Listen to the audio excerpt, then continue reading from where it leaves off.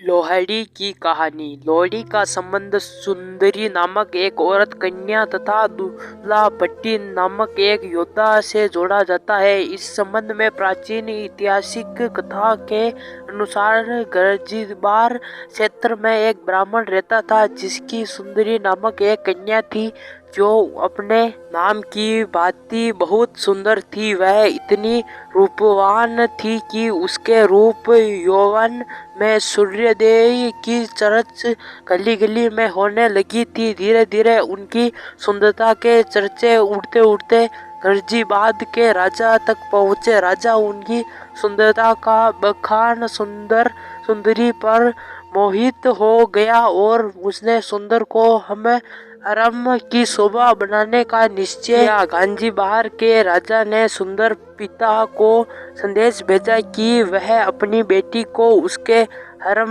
में भेज दे, उसके बदले में उसे धन दौलत के लाभ दिया जाएगा। उसने उस ब्राह्मण को अपनी बेटी को उसके हरम में भेजने के लिए उसने तरह के प्रलोभन दिए। राजा का संदेश मिलने पर बेचारा ब्राह्मण घबरा गया। वह अपनी लाडली बेटी को उसके हरम में नहीं भेजना चाहता था। जब उसे कुछ नहीं सूझा तो उसने जंगल में रहने वाले राजपूत योद्धा दूल्हा भट्टी का ख्याल आया जो एक कुलीवात डाकू बन चुका था, लेकिन गरीबों व शोषितों का मदद करने के कारण लोगों के दिलों में उसके प्रति अपार योद्धा थी। ब्राह्मण उसकी रात दूल्हा भट्टी के पास पहुंचा और उसने विचार से सारी बातें बताई।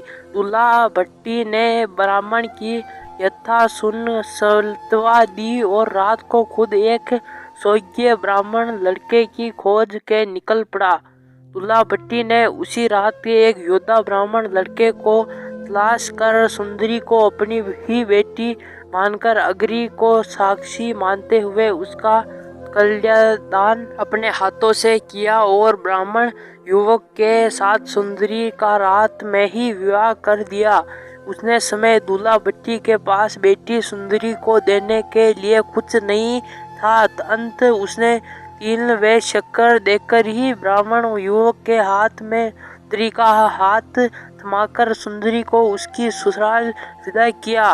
गर्जीवार के राजा को इस बात की सूचना मिली तो वह आग बबूला हो उठा। उसने उसी समय अपनी सेना को गांजीबाद इलाके पर हमला करने तथा दूल्हा भट्टी का खात्मा करने का आदेश दिया। राजा आदेश मिलते ही सेना दूल्हा भट्टी के ठिकाने की ओर बढ़ी, लेकिन दूल्हा भट्टी और उसके साथियों के अपनी पूरी तालाक लगा कर राजा की सेना को बुरी तरह धूल चटा दी। दूल्हा भट्टी के हाथों शाही सेना की करारी शिकस्त होने की खुशी में गाजीबाद लोगों ने अलवारा जाए और दूल्हा भट्टी की प्रशंसा में गीत गाकर भंडारा डाला। कहा जाता है कि तभी से लोहड़ी के अवसर पर गाए जाने वाले गीतों में सुंदरी को दूल्हा भट्टी और विशेष तौर पर याद किया जाने लगा। सुंदर मंदिरिये हो तथा कौन विचार हो, दूल्हा भट्टी वाला हो, दूल्हे की ब्याही सो,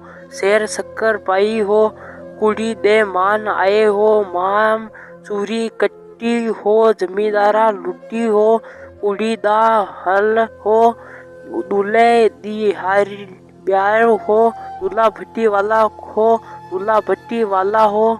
लोहड़ी के मौके पर यह गीत आज भी जब वातावरण में गूंजता है, दूल्हा भट्टी के प्रति लोगों की आपस आभास स्वर ही हो जाता है। तो दोस्तों ये कहानी आपको कैसी लगी नीचे कमेंट बॉक्स में जरूर बताएं और दोस्तों हमारे प्यारे से चैनल को सब्सक्राइब भी जरूर कर लें। तो दोस्तों हम मिलते हैं किसी नई कहानी में, तब तक के लिए जय हिंद जय भारत।